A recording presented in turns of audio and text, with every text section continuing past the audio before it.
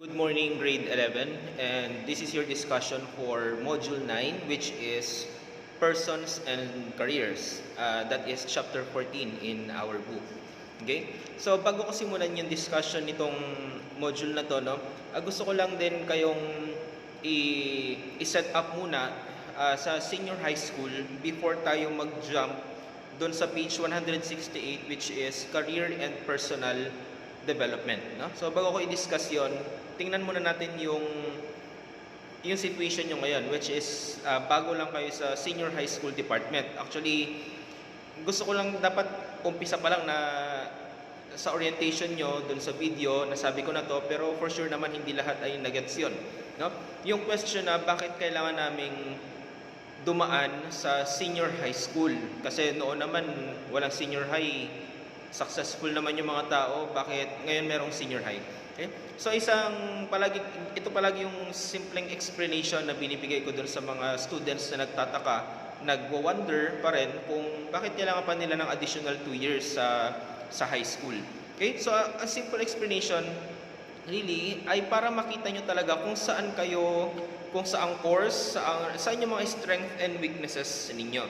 No? Kasi nung panahon namin na hanggang grade 10 lang, or sabi na yung tawag sa amin hanggang 4th year high school, then diretso sa college.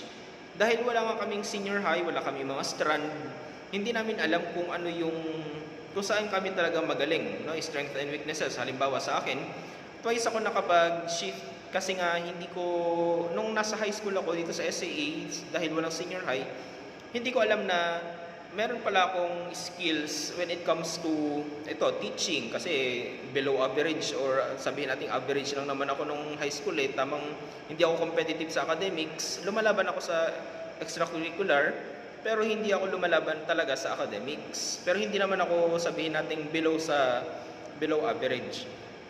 Pero nung high school, hindi ko talaga na-realize pa kung saan yung skills ko, ano yung abilities ko, ano yung skill set ko. No? Hindi kagaya sa inyo ngayon, because of this additional 2 years sa senior high, nakakapagpili kayo ng strand ninyo, STEM dito sa SAA, academic strand. Sa public kasi nag-offer din sila ng technical vocational, no? Tech-voc na tawag. Yun yung difference. No? So yung academic strand dito sa atin ay STEM, gas, and HUMS. Okay? So kung ano yung purpose nun, ay para kumbaga mag-sink in sa atin, ma-distinguish natin, ma-characterize natin sa sarili natin kung saan tayo magaling na subject. No? Halimbawa, nung nandito ka ngayon sa grade 11, grade 11, yun ang maganda sa setup ng SAA kahit anong strand mo ngayong grade 11, pwede ka pang magbago pagpasok mo ng grade 12. Kasi lahat naman kayo ngayon ay kinukuha nyo ay core subject. Ibig sabihin, lahat ng subject na makukuha ng lahat ng strand ay yun ang kinukuha nyo ngayon na grade 11. Hindi kagaya sa ibang school, pag grade 11 mo, pag yums ka na lang hanggang grade 12. Dito baliktad, lahat ng kukunin mo. Kaya yung mga nag-transfer na grade 12, meron pa sila mga binabalikan na subject kagaya sa inyo. Meron naman sila mga advanced din. So, yung kasi may difference. Now, ngayon na grade 11 kayo, halimbawa, meron kayong Gen Math kay Miss Risa nung first sem, meron din kayong statistics ngayong second sem. So, na-provide kayo ng mga numbers, di ba? So, ngayon, kahit kunyari STEM ka, ngayon iniisip mo ngayon, parang hindi ko forte yung math kasi pinasok ko lang to, sabi kasi nila nung nasa junior high kami, pag STEM daw, pang matalino, no? Yung tawag doon is strand discrimination. Actually, may thesis regarding that na ginawa last year na thesis, pasado yung thesis na yun. No, strand discrimination. So, pumasok ka ng STEM kasi para sa'yo, baka kasi makarakterize ka na hindi matalino pag hindi STEM ang kinuha mo. Pero mali yun Ngayon na-realize mo ngayong buong grade 11 mo modular, na parang nahihirapan ka sa numbers. So isang magandang indication yon, nahanapin mo na weakness mo pala siya. So pag grade 12 mo, yung pala magaling ka pala sa psychology, yung pala magaling ka dito sa personal development, magaling ka pala sa social sciences, sa soksay ni Sir Mon. Yung sa linguistics, sa language, sa English and Filipino ni Sir Verge, Sir Mon and Sir Luke, no? Nakikita mo na medyo performing ka doon, medyo meron kang appreciation, hindi lang basta performing kundi meron kang appreciation doon sa mga subject na yon. Nakikita mo yung sarili mo na nag-e-enjoy ka doon sa mga subject na yon. So kung STEM ka ngayon and mas na-enjoy mo yung mga humanities related subjects na yon na binanggit ko, mag-isip-isip ka ngayon na baka mamaya hindi ka talaga for STEM. Baka talaga yung skill set mo ay pang UMS. Okay? So kung ganun ka naman, kunyari nasa UMS ka ngayon, at parang mas nagkakaroon ka ng appreciation sa numbers, then come to think of it, tapos pag college mo pala, gusto mo pala nasa medical field or nasa number field, sa engineering, architecture, mas maganda na lumipat ka ng STEM kasi doon ka nababagay. Doon yung skill set mo. Doon yung inclination mo, kumbaga. Yun kasi yung hindi na present sa amin during our time. Kasi wala. Pagdating ko, for example, sa akin, nag-physical therapy ako. Nag-enroll ako sa Manila sa Emilio Aguinaldo College. Nag-enroll ako for 1 year ng physical therapy. Only to find out na, mahilig ako sa science, pero hindi ko nakita yung sarili ko doon. So, nagkaroon ng shift. So, pumasok ako ng seminary and eventually, sa analyzation pala, magaling ako sa analyzation. Mag-analyze ng mga bagay-bagay and pakikipagkapwa-tao, which is hindi ko na-discover nung na-high school ako. Na-discover ko lang yun nasa seminary na ako. Kasi nagkaroon ng friction. Yung nagpi-physical therapy ako, usually mga science, anatomy, chemistry, yung lahat ng mga subject na yun na puro related sa science and and sa biology ng tao yung mga subject ko. Nakakaya siya, pero hindi ko siya na-enjoy. Alam niyo, nag-enjoy ako nung nasa EA ako, nag-enjoy ako mag-NSTP. Sa NSTP parang community-based na na unit na binibigay talaga sa mga pipili ka mag-ROTC ka or mag-NSTP ka. So nung nag-NSTP ako doon sa EAC, ang galing ko doon sa NSTP. Mas na-appreciate ko yung pagpunta namin sa mga barong-barong, mas na-appreciate ko yung pagpunta namin sa mga estero, sa mga bahay doon, kaysa sa mag-dissect ng frog saka ng patay na tao. Mas na-enjoy ko yun, mas may appreciation ako doon. No? So kung kung saan yung appreciation nyo sa subject, hindi lang kung saan kayo magaling, magandang tingnan din doon. Maliban sa magaling ka sa subject, na-appreciate mo ba yung subject? So mas maganda doon ka pumunta. Yun yung strand na pipiliin mo. Okay? So yun na nga, yun yung nangyari sa akin. So napunta ako sa philosophy. So AB Philosophy sa seminaryo. At proud to say na for 4 years, 5 years kasi ang seminary, for 4 years, sa akin napupunta yung award. Pagdating doon sa pakikipagkapwa, ang tawag namin doon, pastoral service. So yung pastoral service award na yun for 4 years, simula nung pumasok ako sa batch namin, kasi sa academics wala talaga. Si Sir Mon kasi yung matalino sa amin, yung grupo nila, yung matalino sa batch namin. Ako hindi ako competitive when it comes to academics. Pero pag pinag-uusapan natin ay mga immersion, mga pastoral, for example, punta sa mga parishes na may hirap, sa mga magsasaka, pagpunta sa orphanage, pagpunta sa city jail, yung pakikipag-usap doon sa mga tao regardless of age, yung mga background nila, medyo nakita ko na meron pala akong ability na makipag-usap doon sa mga tao na yon, no? At doon ako nagkaroon ng appreciation na meron pala akong ganitong klaseng skill set, no? Not necessarily na gusto kong maging teacher, not necessarily gusto kong maging pari, pero yung skill set na marunong ako makipagkapwa, makipag-usap. So kaya siguro nung binigay din sa akin yung immersion sa IP community at dun sa Kulyon, yung alam ko na nandun sa akin yung skill set na yun, which is yun ang ini-impart ko sa mga senior high school dito yung mga nagdaang senior high school. Okay? So, yun yung isang halimbawa na pinipresent sa inyo dahil kayo ay senior high school. Sana nakikita nyo na agad yun, no? Huwag maging factor yung barkada. Na porket nag-gas si barkada, gas na rin yung kukunin natin or general academic strand. Hindi porket nag-STEM si barkada, STEM na rin ang kukunin nyo. hindi kasi magmamatter yun pagdating ng college yung barkada nyo. Hindi magmamatter yun. For example, gusto mo talaga ay numbers, gusto mo maging civil engineer in the future, ay kaya lang yung mga barkada mo nasa gas. So mas pinili mong mag-gastrand next year kasi nandun yung barkada mo. Pero dapat ang tinitake mo talaga, nasa STEM ka dapat. Mas kinonsider mo si barkada na nasa gas kesa yung future college course mo na civil engineer, kaya dapat nasa STEM ka. So tingnan nyo yung ganong bagay. So decision making, magmamatter nyo sa college. Kasi kung gusto mo mag-civil engineer, nag-gas ka instead na STEM, pagdating mo ng college, mag-uniting ka pa. No? Ang tawag nila doon, bridging. Kunyari, gas ka, gusto mo mag-engineer, kulang ka sa, for example, syempre wala kang chemistry, wala kang physics, so hahanapin yun sa college mo. So yung subjects na yon, iti-take up mo pa siya sa college. Whereas kung hindi mo sana kinonsider yung mga barkada mo na nasa gas, wala ka na sanang problema pagdating mo ng college. So yun yung picture kung bakit kayo nasa senior high.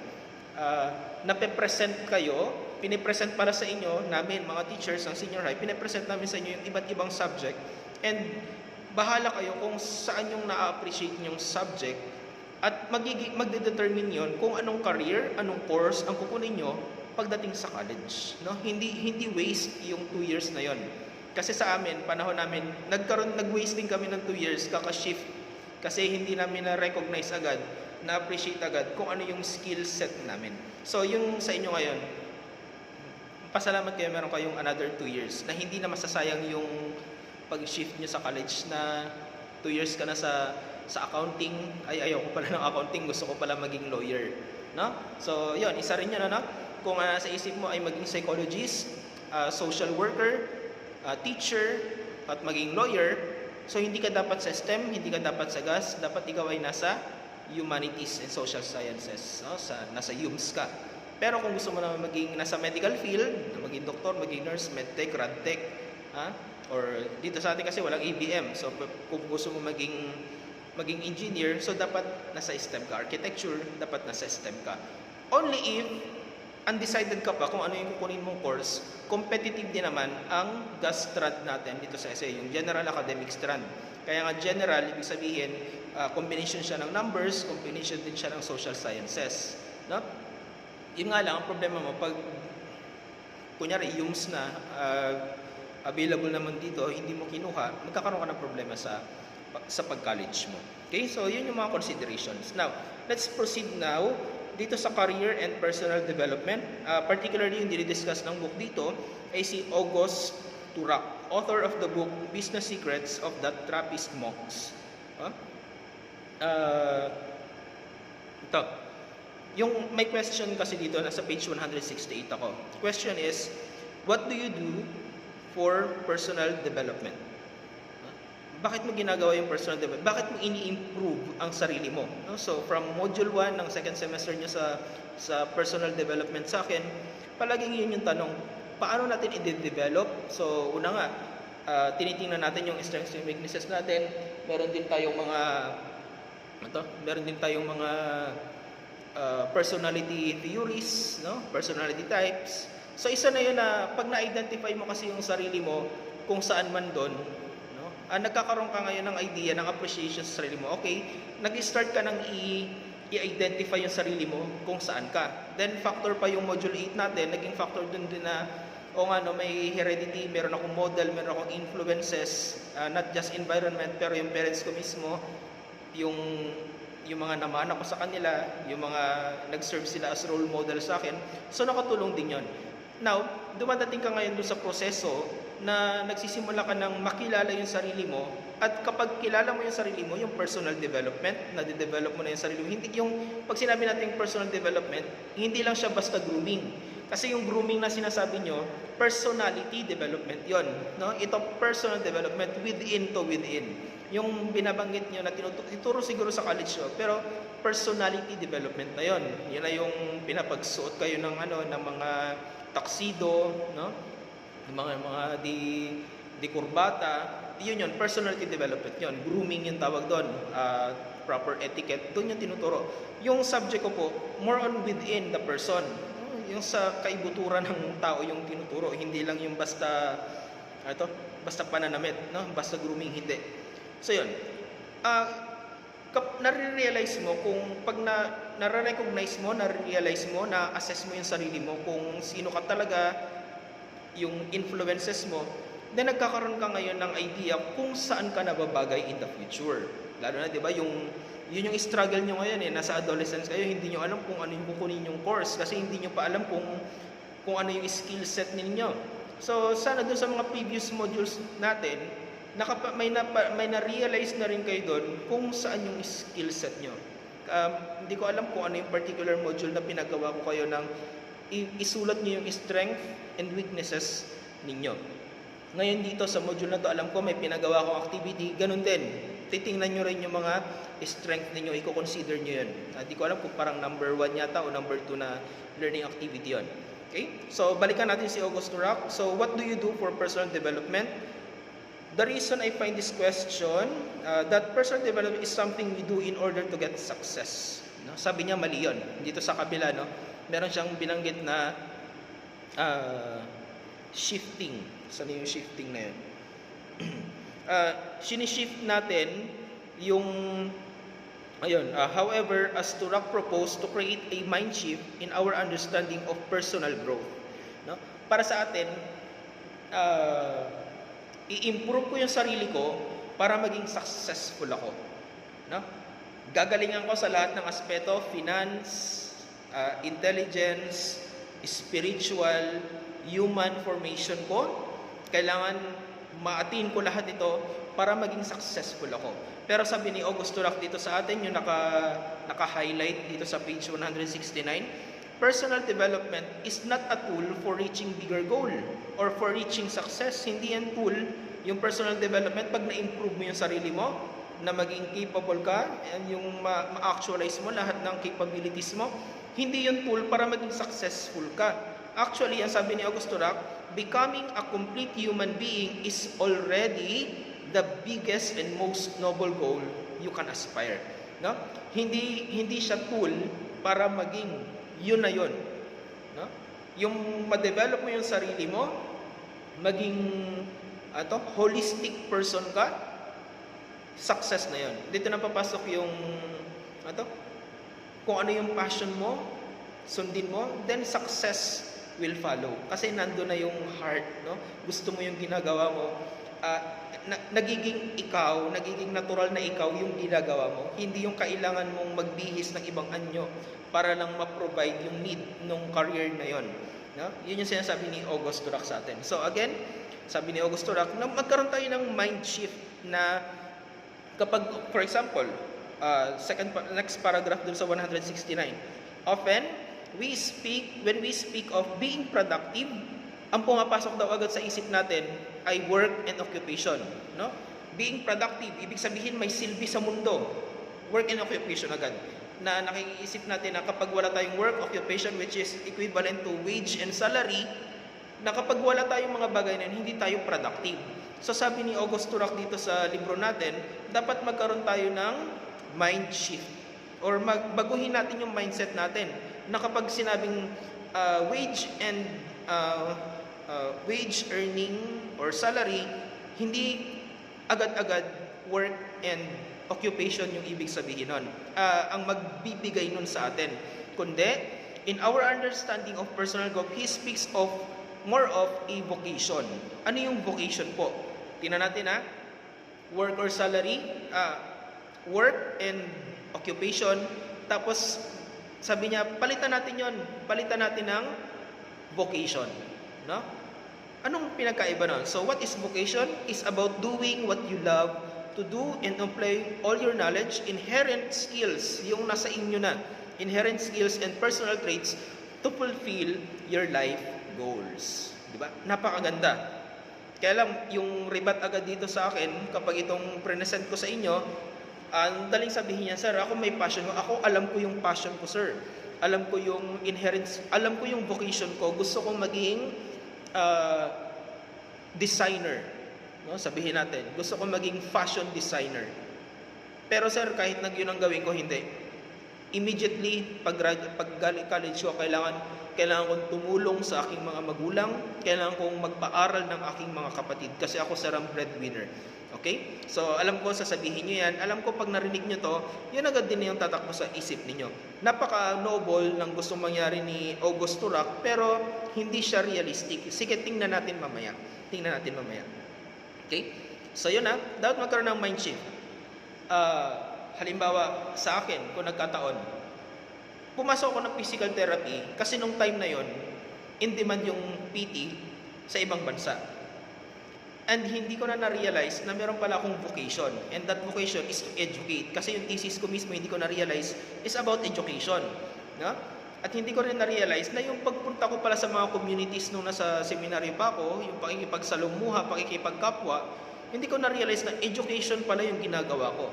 Kaya nung dumating ako dito sa SAA, doon ko lang na-realize na, oo nga no, nabalikan ko yung nag-aaral pa ako. Nung may mga award akong ganun, Pastoral Service Award, doon ko lang na-realize na, oo nga no, nandun pala yung skill set ko. Okay? So ngayon, nandito na ako sa SAA, hindi ko na kailangan magbihis para maging teacher, maging professor, maging educator. Hindi ko na kailangan, because it's natural. It comes natural. Bakit? Kasi ito na yung bukasyon ko. At mas malalim pa nga, this is my mission in life. It's not just occupation, it's just not work na magpo-provide sa family ko. Hindi. Itong ginagawa ko sa SAA is not just work and occupation. It is my vocation to educate. It is my mission to educate. No? So yun, alam mo yung masaya kang ginagawa yung mga bagay-bagay at hindi mo kailangan mapilitan para gawin yung mga bagay. So, sana makonsider nyo rin yun. Sige, proceed tayo. A career is a profession that a person may get into. Okay? So, job, or it may just a means to earn a living. So, pili kayo. A career, pwedeng, yung sinasabi ko kanina, yun yung career, yung gusto mo yung ginagawa mo, kahit na lesser yung income, pero gusto mo yung ginagawa mo. Pero meron ding tinatawag na, pinasok mo yung career na yan to earn a living. No? So, yung sasabi ko kanina, tanungin natin ang sarili natin. Gusto mo maging fashion designer, pero yung immediate need ng family mo na, na mag-provide ka agad sa kanila. Na after mo graduate, linawin ko rin dapat pag grade 12 nyo pa ito binibigay. Anyway, sa mga grade 12, baka i-share ko rin tong video na to sa grade 12 kasi sa immersion ninyo, merong career advocacy doon work immersion, career advocacy, and yung dulo, culminating activity. Okay, so may career advocacy, so baka ibigay ko rin ito sa inyo. Nakakatawa, no? Ang mindset nyo ay mga nag-aaral pa kasi kayo. Pag ako talaga nagkatrabaho, babawi ako kila mama, kila papa. Pag ako talaga nagkatrabaho, bibiliin ko lahat ng gusto ko. Ito na, pang mindset lang, no? Hindi ko naman nila lahat. Pwedeng unang trabaho nyo pa lang, 1 million agad ang sahod ninyo, no?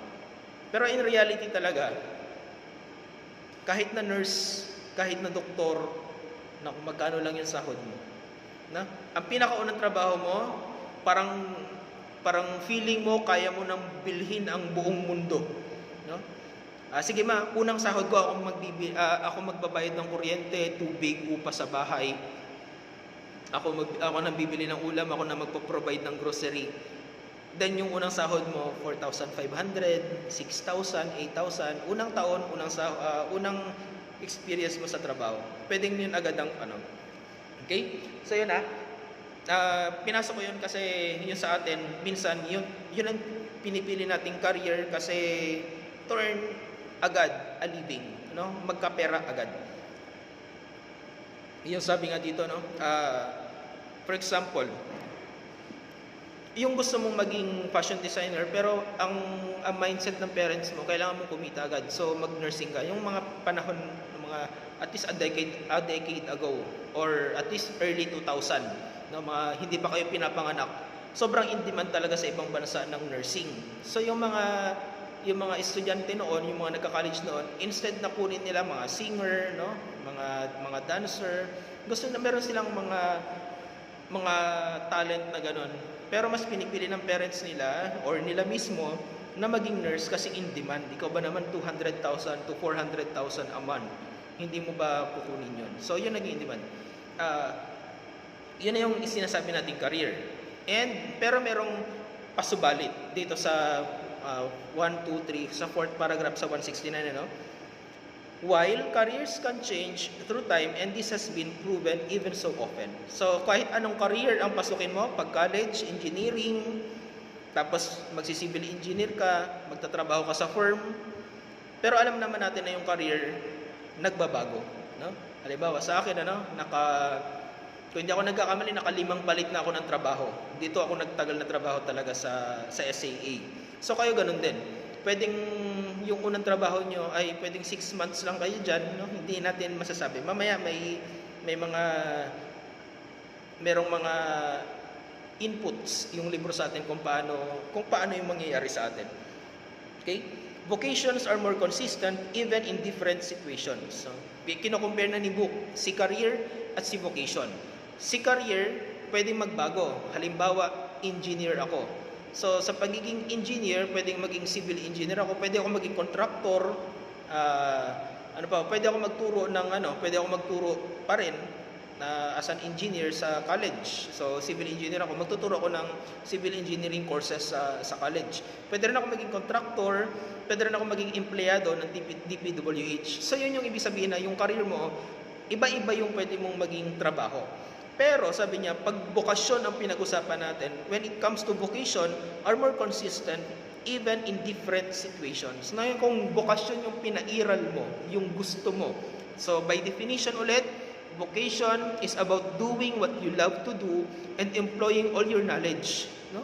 Yun yung vocation. Kapag yun daw ang pinairal mo, sabi ni Book, for example, someone who is passionate about education need not to be a teacher or a professor in academic setting. No, for example, ito makaka-relate ako dito. Kasi ngayon, since my passion is to educate, no, to open minds, to orient people, not necessarily kailangan ko ng lisensya, no? Kasi yung iba, education, lisensya, para makapagturo. So sa akin, iba. Hindi ako teacher by profession, kasi ako ay AB Philosophy ang aking tinapos. Pero it is innate sa akin, it is in my vocation to educate people, not just to teach. Alam niyo yun, hindi ako by the book lang magtuturo. Ngayon, kung si elementary teacher, dahil siya ay may lisensya, no? Ituturo niya kung practice siya, trained siya, to teach kung ano yung nakalagay sa libro. For me, as an educator, hindi necessarily kailangan ko ng libro, no? I can teach kahit na hindi kasama sa libro, no? Yun na siguro yung difference kapag sinunod mo yung vocation mo. And eventually, kapag hindi mo gusto yung teaching, burnout, no? Kagaya ng mga teacher na nagreklamo, ang daming paperworks, ang daming, alam mo yun, isang patikim yon na hindi mo gusto yung ginagawa mo, hindi career lang ang ginagawa mo at hindi vocation kapag marami kang reklamo dun sa trabaho mo, no? Ang pangit naman ng trabaho ko, yung boss ko, yung sahod namin, ang daming pinapagawa, di ko gusto, punta na naman doon, punta dito. Kung marami kang reklamo dun sa trabaho mo, baka hindi vocation yung nagagawa mo. Kasi if you are doing what you love to do, at lahat ng skill set mo nabubuhos mo doon, at na-enjoy ka, kahit hindi, pangalawa na lang yung sahod actually. No?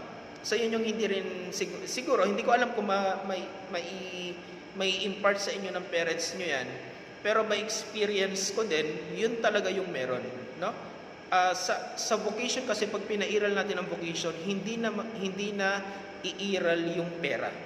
No? Kasi alam natin na kahit saan tayo dalhin ang bokasyon natin, ang pera susunod. Kasi kapag career, hinahabol natin yung pera. Lipat ako doon. Kasi, for example, teaching dito ka sa SAA. Sa SAA ang baba lang ng sahod. Dahil nga career ang pinupush through mo, lipat ako ng public. Kasi sa public, mataas ang sahod.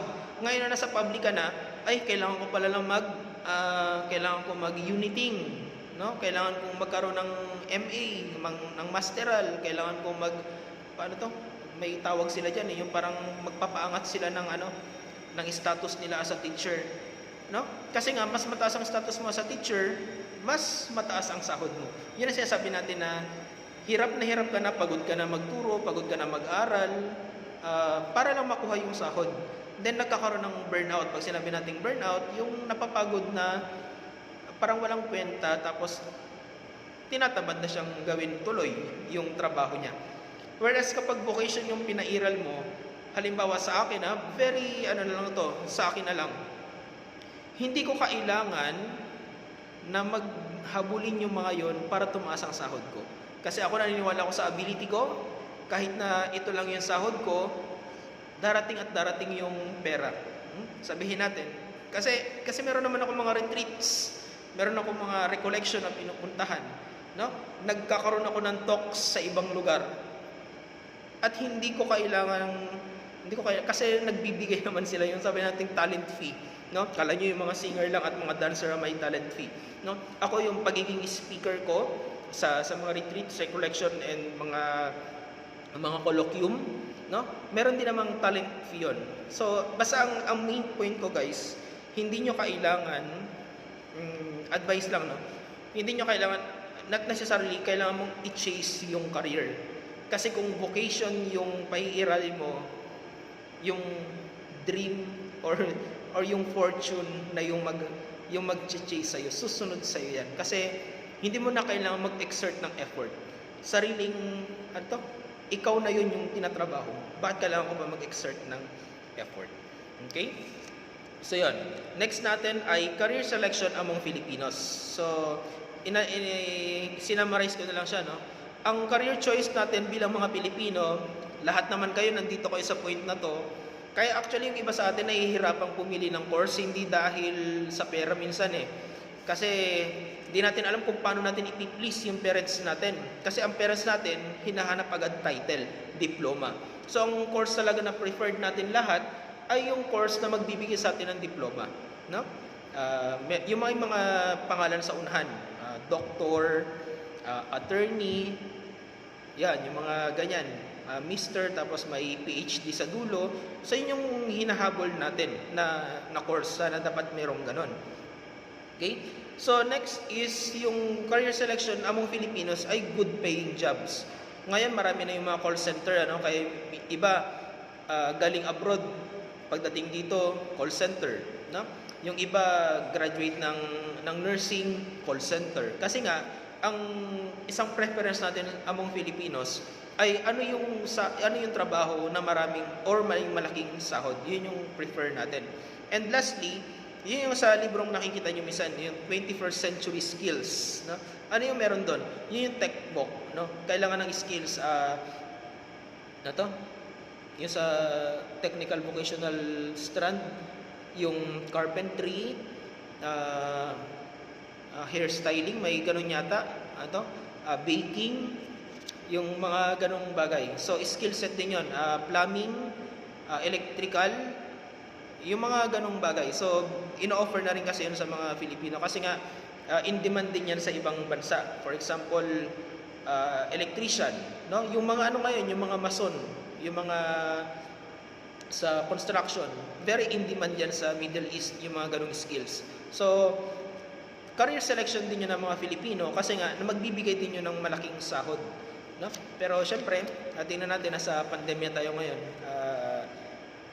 Especially dito sa page 171, tingnan nyo rin kung iset nyo rin yung time frame ninyo na pag-college nyo after 5 years or 10 years, yung course ba na kinuha mo, mag-fit siya doon sa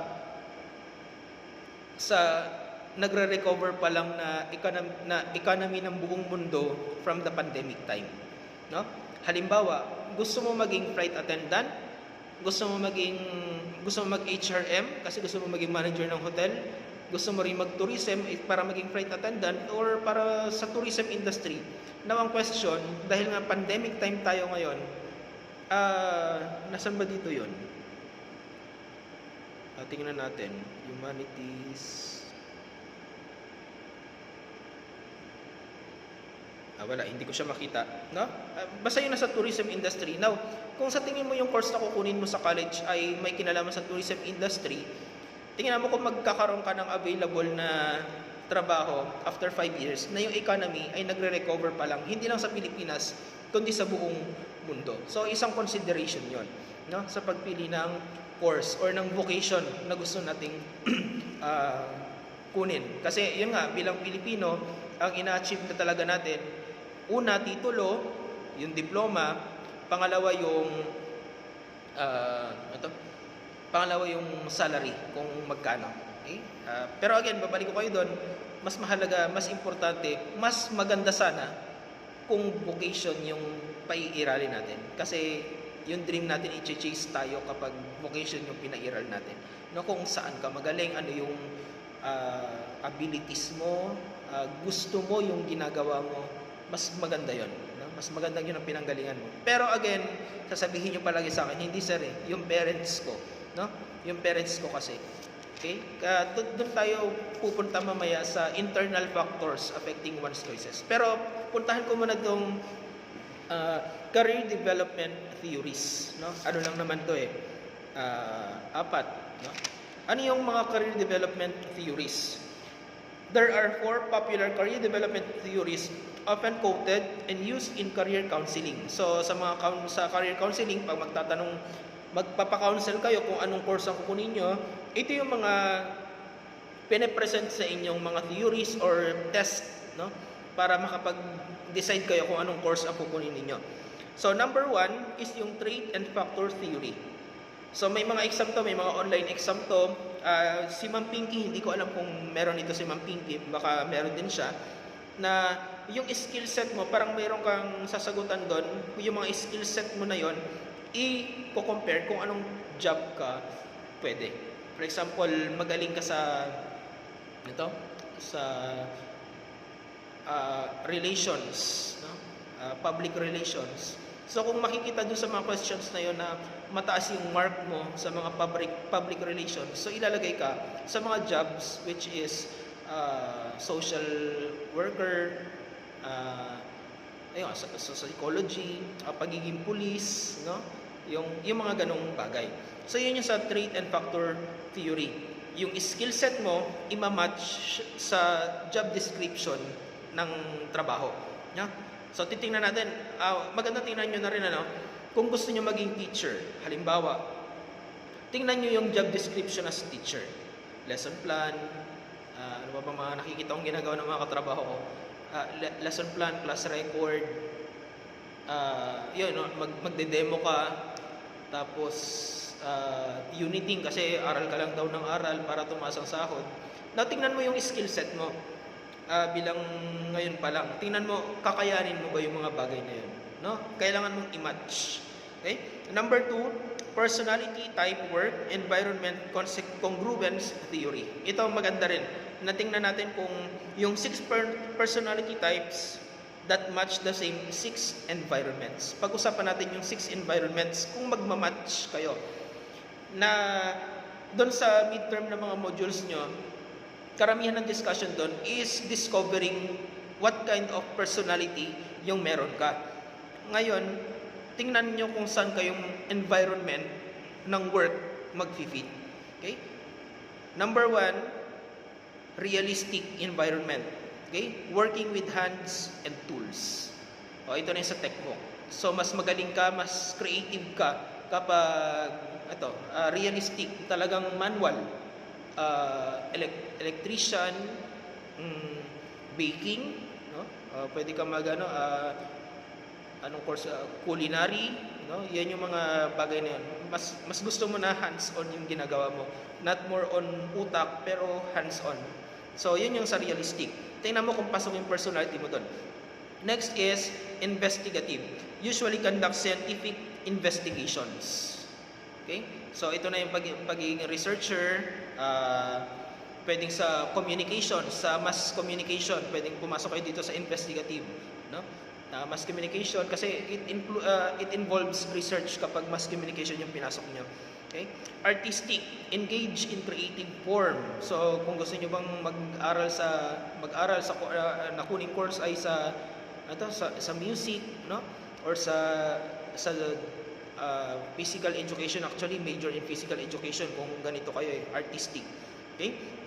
Next is social. So, interacting with people to educate, inform. No? So, basically, ito yung mga teacher, no? Or mga social workers. Pasok sila dito sa social. Ngayon, yung personality mo ba fit doon? No? Tatlo na yung sinasabi ko. Apat na. Realistic, hands-on, investigative, research. Pangatlo, artistic. Ito yung sa mga sa mga artist, music, okay? Play, mga ganon. And fourth, yung social.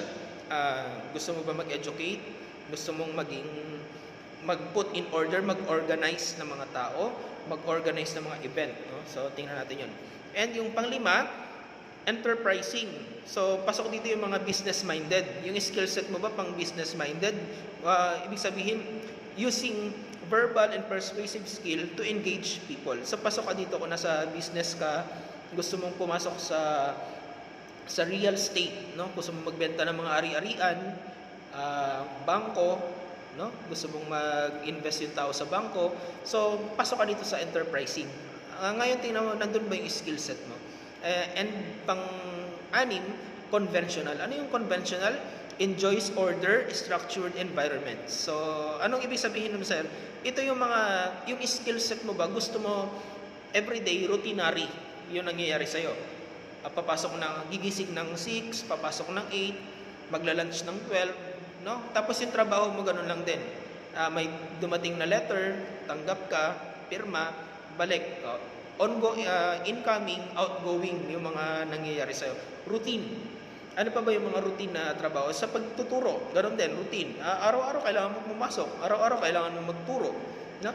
So, routinary, yung baka ganung skill set yung meron ka. Ayaw mo na nagbabago-bago yung environment. Gusto mo na sa isang office ka lang, at you mind your own business. No? Kumbaga, you mind your own job description, sabihin na natin.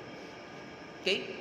Yon. So, yun yung sa number 2 na personality type work, environment congruence theory. So, pili kayo doon kung saan personality kayo papasok. Number 3, social learning and career decision theory. Ito napakaganda nitong tingnan, no?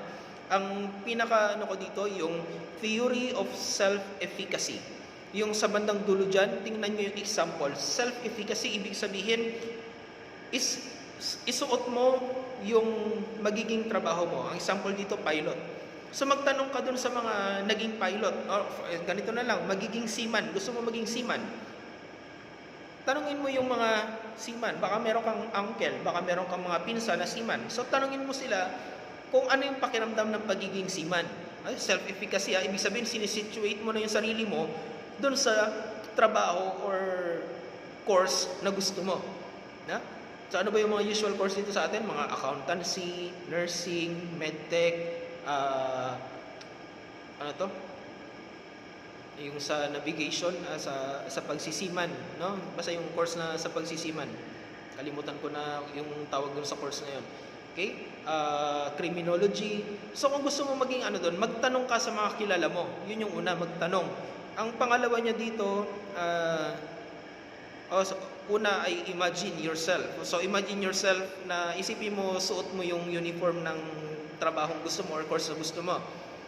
Then, isipin mo, ginagawa mo na yung trabaho. For example, seaman. So, gusto mo maging seaman. So, isipin mo yung uniform ng seaman at isipin mo na rin yung mga alon at barko. Isipin mo na rin yon kasi gusto mo maging seaman eh. Okay? Tapos, to increase more your skills, you enroll in a flying school. So, eventually, mag-enroll ka. Then, you read stories about flying. No?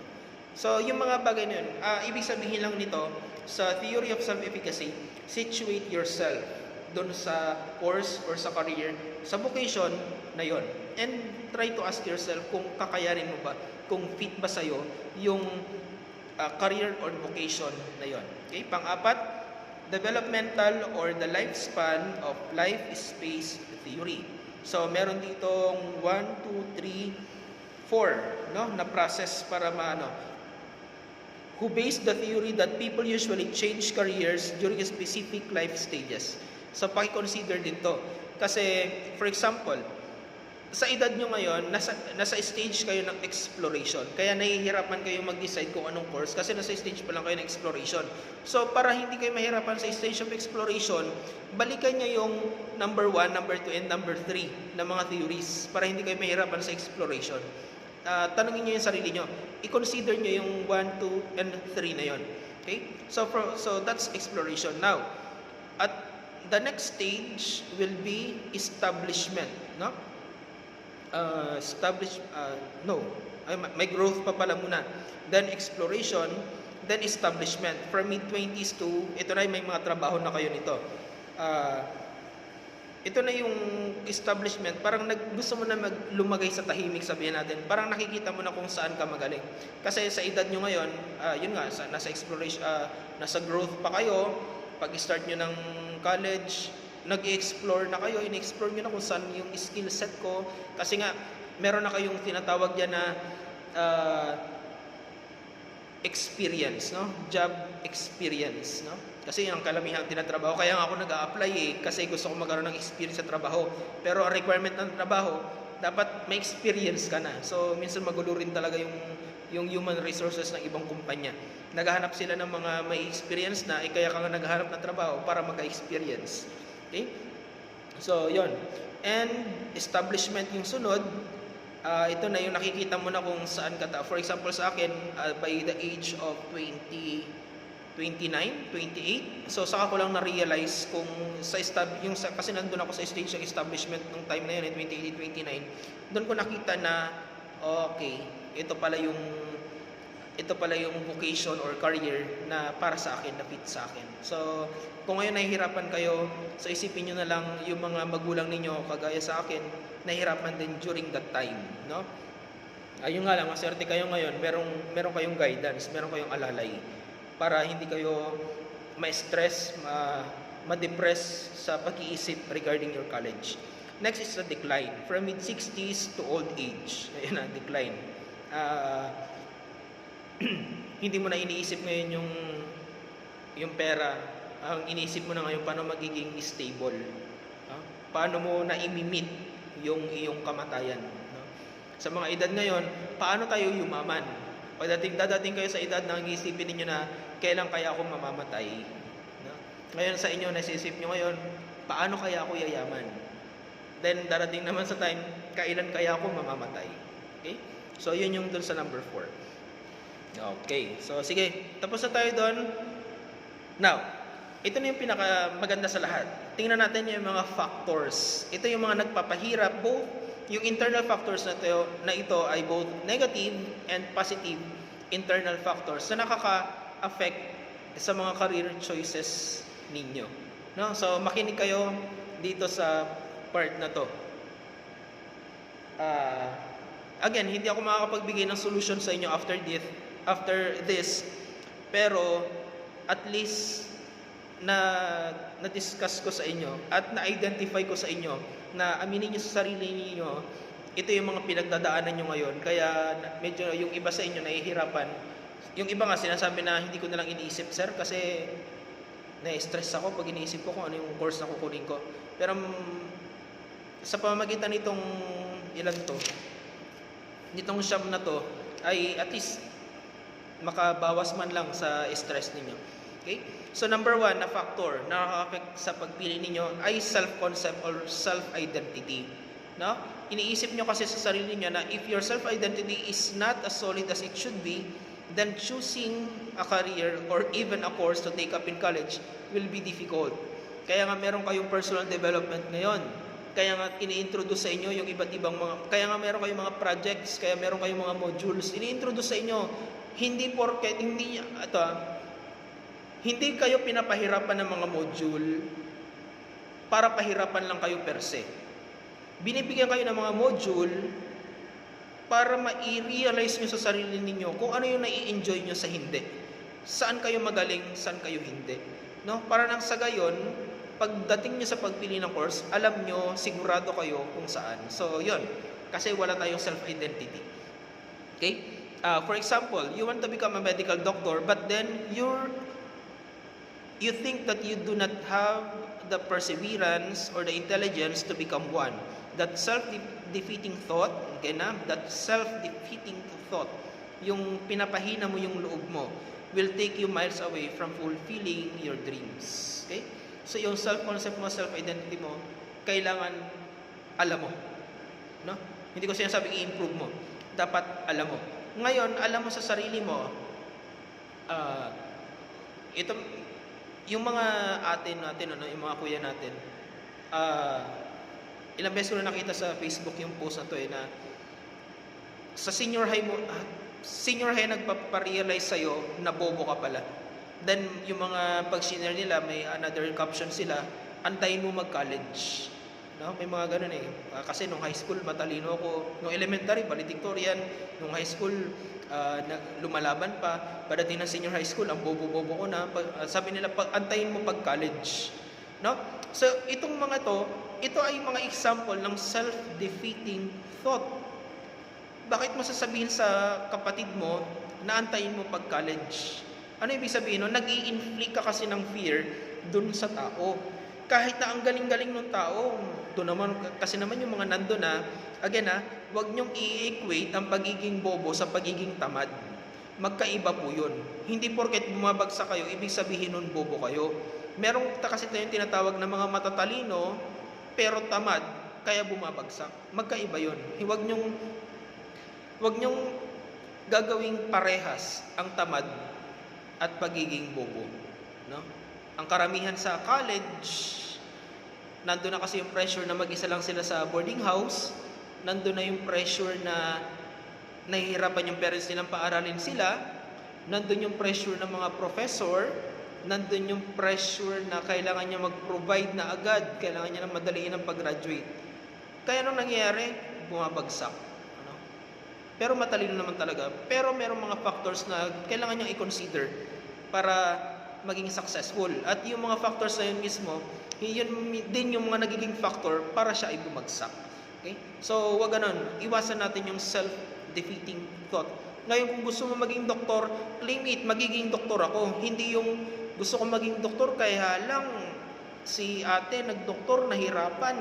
No? Nag-post si nakaraan, may nagbigti daw kasi nahirapan magdoktor. Nako. So, kung ganun din lang naman, so,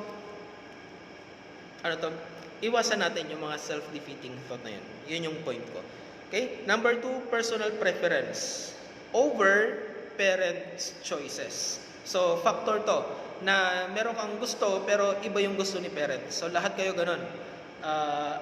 Actually, minsan hindi naman kayo sinasabihan ng parents ninyo, pero bilang pagtanaw nga ng pagiging anak, ay yun din yung tumatakbo sa utak natin. Kunyari, panganay, dahil pinapaaral ng magulang, kahit na hindi naman siya sinasabihan ng magulang na, pag graduate mo, ikaw naman magpaaral sa kapatid mo, pag graduate mo, pahinga na kami, mag-provide ka na sa amin. Kahit na wala naman sinasabing ganun yung parents niya sa kanya, o yung mga kapatid niya sa kanya, parang inaatang niya na sa sarili niya yung responsibility na kailangan kong mag-aral, kailangan kong graduate, kailangan kong makahanap agad ng trabaho, kasi magpo-provide ako sa family ko. So, yun yung mga personal preference. So, personal preference, ibig sabihin nun, meron akong gustong course, meron akong gustong career, pero mukhang uunahin ko muna ang aking pamilya. Mukhang uunahin ko muna ang makakatulong sa aking mga kapatid. Okay? So, yun yun. Number 3, motivation. Sa pagpili ng course, ng career, involved din natin yung motivation. Anong motivation mo? Is it money? Is it power? Or your family? Huh? So, for example, money. So, kukunin mong course, yung petting, for example sa PSU, sa main, kasi mataas yung sahod ng petroleum engineer, or nursing, kasi pag nag-ibang bansa ka sa nursing, ganun din, mataas din yung sahod.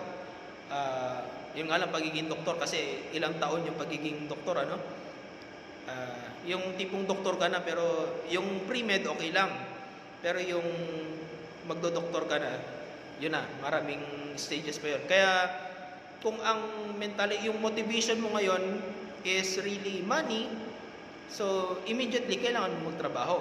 Pero kung ang motivation mo is career or a vocation or your family, na ma-provide mo sila mama at papa ng title, ng diploma na meron silang doktor, then yun yung motivation mo. Depende kung ano yung motivation. Pwede rin mag-motivate tayo ng power. No? Motivation ko ay maging makapangyarihan. So, anong course ang kukunin mo? Gusto mo maging politiko. So, doon ka sa public administration. No? So, may, yung mga ano dyan ay political science, pwede ka rin criminology, okay? So, mga social work. So, yung mga ano yung motivation mo? Tingnan na lang natin kung ano yung, isipin mo kung ano yung motivation mo sa pagpili ng course. Is it money? Is it power? Is it family? Or much better na question, or is it God? No? Halimbawa sa amin, ano, sa mga pumasok ng seminary, medyo nagnais din kami na maging pari. No? Baka mamaya, kaya nahihirapan kang i-motivate yung sarili mo sa pera, sa family, kasi talagang you are called by God to serve other people. At yun yung wala nang mas magiging noble pa na gampanan yung mission na yon, na ikaw mismo ay magtrabaho sa Lord's vineyard, no? Na ikaw mismo ay maging kasangkapan niya, maging instrumento niya upang ipalaganap yung kanyang salita, no? Upang ipalaganap ang kanyang simbahan sa buong mundo. No? Baka mamaya nahihirapan kang hanapin kung saan ka kasi nakalimutan mo na meron kang calling into religious life. No? So baka mamaya meron sa inyo nag-iisip na magpari, mag-iisip na magmadre or maging lay person, no? Hindi naman lahat ay kailangan maging religious, pero meron naman tinatawag na single blessedness, no? Meron din may mga mission, may mga brothers or sisters na particular. For example, yung dating si Luistro, yung dating DepEd secretary. So hindi siya pare, siya ay brother ng Lasalite brother siya. Wala rin siyang asawa, pero nakita niya kung ano yung career niya, ano yung vocation na meron sa kanya, at yun yung education pa rin. Okay? So, tingnan natin kung ano yung motivation natin. Pang-apat, self-confidence. Ito na yung ginamp ko kanina sa number 2, sa personal, sa number 1. No? Kaya ko to. Magkaroon ka ng confidence. No? Alam mong kaya mo, edi i-claim mo sa sarili mo na kaya mo. Huwag ka magpapaniwala sa mga nakapost sa social media na nakakabobo tingnan sa sarili kapag nag-college ka. Whereas, akin nga, baliktad. Na-realize ko na may utak pala ako nung college na. Kasi nung nag-aaral ako dito sa SAA, wala. Natamang 80, 81, 83, ganun lang yung grade ko. Pero ang mathematics ko talaga, line of 7 yan ever since. No? Simula nung nakatikim lang ako ng line of 8 na mathematics, grade 7, first quarter. Nun. After nun, hanggang nag-college ako, lahat ng grade ko sa math ay line of 7. So, tanggap ko yon. Pero nung pagdating ko ng college, doon ko na-realize na may ibubuga rin pala ako sa academics. Hindi naman bugang-buga, pero kaya ko makipagsabayan. Manila na yun, Manila and Puerto Princesa. Hindi lang basta Coron CCRD. No? Manila na yun, Puerto Princesa na yun, iba-ibang lugar na yung mga kaklase ko, pero nakaya ko makipagsabayan sa kanila when it comes to academics. Kaya huwag kayong maniniwala sa mga post ng iba na paparealize sa'yo ng college na bobo ka. Actually, paparealize sa'yo ng college na tamad ka, hindi ka bobo. Okay? So yun. So self-confidence, yes I can. Kaya ko ito. Notwithstanding the challenges an adolescent faces after high school, the self-confident person will keep his eye on his goals. No? Goal-oriented. Alam ko kung ano yung patutunguhan ko. Clear sa akin yan. No? Clear sa akin. Na kahit anong challenges pa yung dumating, yun nga yung sinasabi ko, kaya naman may nagiging failure na for example, taga-Coron, mag-aaral ng Manila. Bakit nagiging failure sa Manila? Kasi hindi siya nakafocus sa goal. Ano yung nagiging focus niya? Naku, nahihirapan sila mama, sila papa sa Coron, maghanap ng ipapag-tuition ko. Mag-isa lang ako, hindi ako marunong magluto. Sige lang akong canned goods, sige lang akong noodles. Yung mga ganong factors ba? Ibig sabihin, si estudyante, si college student na gano'n na taga-Coron, hindi clear yung kanyang goal. Kasi lumilingon siya sa nangyayari sa iba. Hindi, kung pinapaaral ka ng magulang mo, hayaan mo yung mga magulang mo ang mahirapan. Kasi for the mere fact na pinapaaral ka nila, please, ang kailangan mo na lang gawin ay ito pa rin yung gusto nilang mangyari sa'yo, which is makapagtapos. Hayaan mo mamroblema, trabaho nilang mamroblema kung paano ka nila papaaralin. Pero ikaw na pinapaaral, huwag mo nang problemahin kung saan nila hahanapin yung pang-tuition nila sa'yo kasi wala ka namang magagawa. no? Yung iba kasi kung maka-react sa nangyayari sa mga parents, kala mo naman may maitutulong sa mga magulang, no? Kung pinapaaral ka ng mga magulang mo, kung sinabi ng mga magulang mo sa iyo na basta mag-aral ka lang ng mabuti, masaya na kami, gawin mo yon. Ibig sabihin, hindi mo na responsibilidad na tanungin sila kung saan nila hahanapin yung tuition mo. Responsibilidad nila yon. Kaya ikaw na pinapaaral sa Maynila, wala kang ibang dapat focus kundi ang makapagtapos. Ngayon, kung lingon ka lang din ng lingon kung ano nangyayari sa kanila doon, pinoproblema mo, wala, pareho magiging failure. Failure yung parents mo na mapagtapos ka, at failure ka rin na mapakita sa parents mo na nakapagtapos ka. So talo kayo pareho kung ganun yung magiging orientation mo sa college life mo. Okay? Next is personal skills, no? As children, we already learn certain skills. So basic education teaches yan. So binanggit ko na to kanina. So personal skills, dapat ma-realize natin kung saan yung talent natin, saan yung skill set natin. Okay? Next, personality traits. Knowing your personality traits will definitely help you in choosing a career. Certain traits are compatible and match with certain types of work or occupation according to Holland's Trait Factory. So, yun yung number 2 sa sa 173. So, yun. Okay? Number 7, personal health. Of course, kung pipili ka ng course, pipili ka ng career, pipili ka ng vocation, paki-consider yung health mo, no? Ang lakas mo magsabi na gusto ko maging ano ba magandang example? Gusto mo maging seaman, no? Gusto mo maging seaman, pero yung tipong pag humangin naman ng malakas sa laot or magkaroon ng alon, suka ka agad. No, hindi ko kayo sinisiraan na, wala kasi akong maiisip na ibang example, pero paki-consider yung health, no? Kung meron kayong illnesses, kung meron kayong disease, kung meron kayong cancer, paki-consider yon in choosing a career, no? Na pupuntahan ninyo eventually pag college, after college. Next, emotional considerations. Generally, it is difficult to make a decision when one is experiencing some strong emotions. So, when you are deciding, huwag magpadala sa peer pressure, no? Ako, nangyari yun sa akin kasi nung high school ako, yung isang kaibigan ko, natatakot siya na pumasok mag-isa sa bagong environment ng mag-isa. So, ang ginawa niya, nire-recruit niya ako na mag-aral kami doon sa Cavite, no? At para daw unang pasok doon, hindi raw kami mahihiya pareho kasi may kakilala. Hindi kami mahihiya pareho na pagdating namin doon, mahihirapan kayo makipagsalamuha kasi wala kang kakilala. So yun yung tukso niya sa akin na sa Cavite kami mag-aral pareho. So huwag kayong magpapa-pressure, no? Check your emotion when deciding what course or what. Kasi baka mamaya i-consider niyo yung mga kaibigan niyo na naman sa pagpili ng course na gusto nyo. Kasi natatakot lang kayo sa first day of school, no? Huwag kayong mag-alala, no? Yung mga minsan lang, hindi ko sinasabing applicable sa akin, applicable din sa inyo. Minsan nga, yung mga naging kaibigan natin ng college, sila pa yung mga hanggang ngayon kaibigan natin. No? Ako, I'm happy to say, isa lang naman to, marami silang naitulong sa akin. Pero itong whiteboard dito sa St. Anne Classroom, ito ay produkto hindi ng pera ko, kundi produkto ng mga kaklase kong nag-college ako sa Emilio Aguinaldo College, no? Isang taon ko lang sila naging kaklase, naging kaibigan.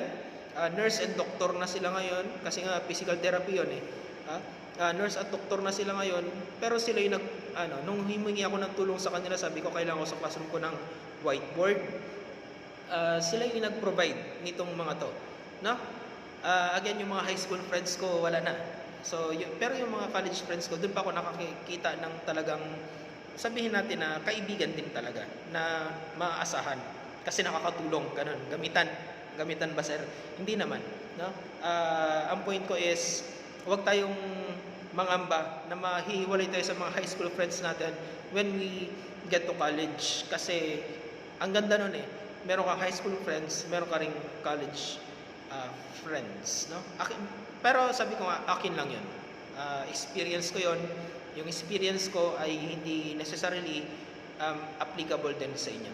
Next, number 9 and last, yung self-sabotaging thoughts. Huwag nyo nang, kasama to dun sa self-concept and self-identity. No? Alam niyo yung mga negative na mindset. So ito yon. Nobody believes in me, so why should I believe in myself? No?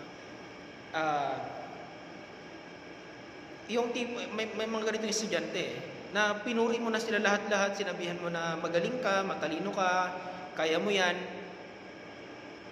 Kaya lang mapapagod ka na lang minsan kasi palagi hindi, talagang mahihina ako talagang hindi ko kaya yan, talagang padating sa ganyan, hindi ko ba alam, hindi ko ma-perfect yung mga ganyang bagay. O hindi, sige, sabi mo okay? Pero sana iwasan natin yung mga self-sabotage kasi nagiging factor yun sa atin. Gusto nating maging gusto natin pumunta ng college, kaya lang parang natatakot tayo sa college culture. So, ang mangyari sa atin, parang ayoko na mag-college, parang after senior high, gusto ko magtrabaho na agad. Kasi pag academic strand and textbook, pwede na magtrabaho actually. Kaya lang, parang hindi ko kaya yung college kaya wag na lang. Gusto ko yung ganitong course kaya lang, parang mafe-feel ko sila parents, mafe-feel ko sila ate, sila kuya na nagpapaaral sa akin, kaya wag na lang. Okay, so those are negative mindset, and those will be factors, internal factors in affecting your careers or course na kukunin ninyo.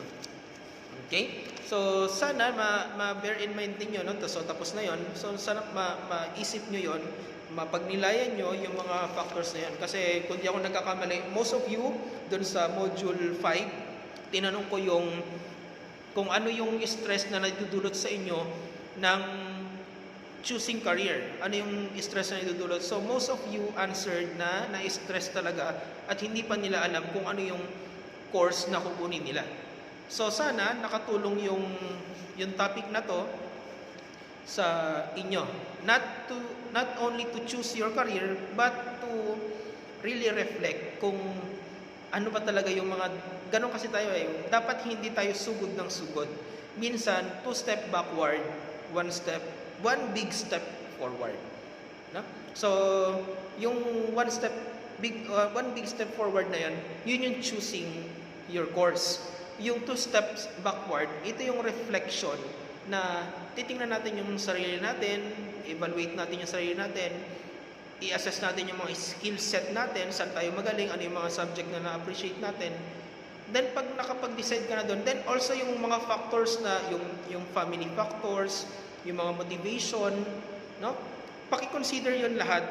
Then kapag na-consider mo na yun lahat, then mag-start ka na maghanap ng mga options mo sa college mo. No? Maliban doon sa hanapin mo yung course ng college mo, hanapin mo rin yung mga school na nag-o-offer ng ganong courses. And after mo rin maghanap doon ng mga courses, tingnan mo rin yung geographical location, kaya ba ng finances. So, ganun magplano. No? Hindi yung gusto ko mag-dentistry. Ayun pala, hindi mo naman pala talaga gusto maging ng dentistry or ng pharmacy. Ayaw mo naman talaga. Gusto mo lang talaga magkaroon ng magandang, yung tipong pa nagkita-kita kayo, ganyan kasi mga kabataan After 1 year pa nagkita-kita, gusto nila makita ng mga kaibigan nila na may nagbago sa kanila. And eventually, panagtanungan, anong course mo? Nagkumukuha ako sa CEO ko kumukuha ako ng pharmacy. Ang ganda pakinggan. Diba? Minsan ganun yung motivation natin sa pagpili ng course. Ano yung course na maganda pakinggan yung pangalan, no? Dapat ang kino-consider natin yun, future agad. Huwag natin kakalimutan yun. Among those factors, yung mga factors na yun sa sarili natin, then kapag na-realize natin, tingnan natin yung mga options. Then after options, kung anong mga course, tingnan natin yung mga universities na nag-o-offer, then geographical location, then yung financial support natin sa mga parents natin. Kung kakayanin ba ng finances ng family na mapag-aral ka sa ganong mga yun. No? So, generally, yun yung sa inyong persons and careers. Sa grade 12, kung mapapanood nyo to, kung masasend ko sa inyo, yun yung para sa inyong career advocacy. Okay? So, yun lang po at maraming salamat.